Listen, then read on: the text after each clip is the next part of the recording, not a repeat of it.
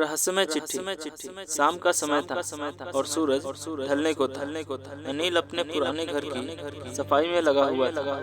जैसे ही उसने अलमारी के ऊपर वाले हिस्से को साफ करना शुरू किया, एक पुरानी चिट्ठी उसके हाथ में आई। चिट्ठी पर धूल की मोटी परत जमी हुई थी, लेकिन उस पर लिखा हुआ नाम स्पष्ट था, अनिल के लिए। अनिल ने चिट्ठी खोली और पढ़ना शुरू किया। प्रिय अनिल, जब तुम यह चिट्ठी पढ़ रहे होगे, तब शायद मैं इस दुनिया में नहीं रहूंगा।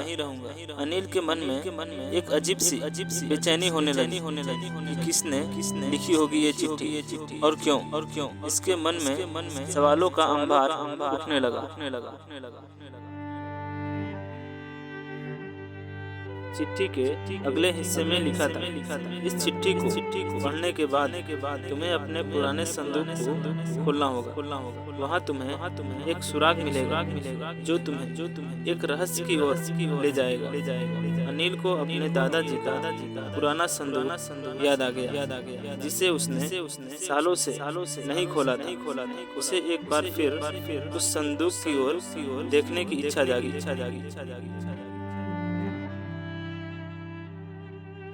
अनिल ने जल्दी से उस संदूक को खोला।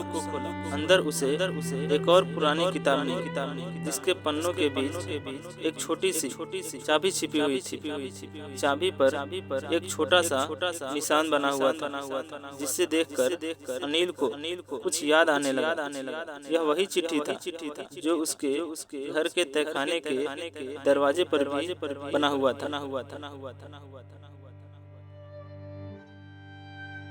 तहखाना। अनिल को याद आया कि उसने बचपन में सुना था कि उसके दादाजी के तहखाने में कुछ खास छिपा हुआ है, लेकिन उसने कभी सोचा नहीं था कि वह सचमुच कुछ ढूंढने जाएगा। अनिल ने धीरे-धीरे तहखाने का दरवाजा खोला।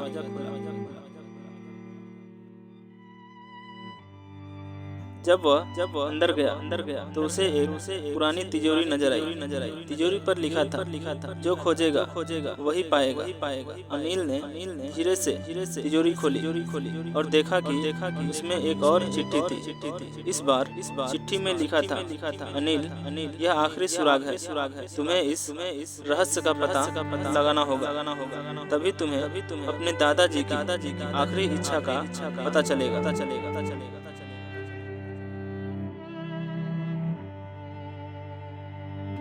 अनिल ने चिट्ठी पढ़ते ही तुरंत तहखाने की दीवार पर बने एक नक्शे की ओर ध्यान दिया। नक्शे में एक गुप्त दरवाजे का संकेत था। अनिल ने दीवार पर हाथ रखा और एक गुप्त दरवाजा खुल गया। दरवाजे के पीछे एक छोटा सा कमरा था, जिसमें एक पुराना बक्सा रखा हुआ था।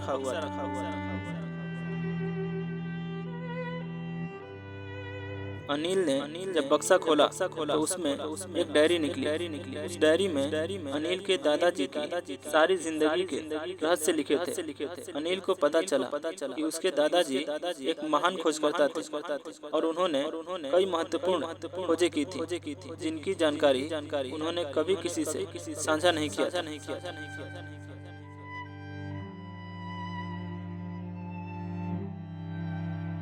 यह सब जानकर अनिल की आंखों में आंसू आ गए।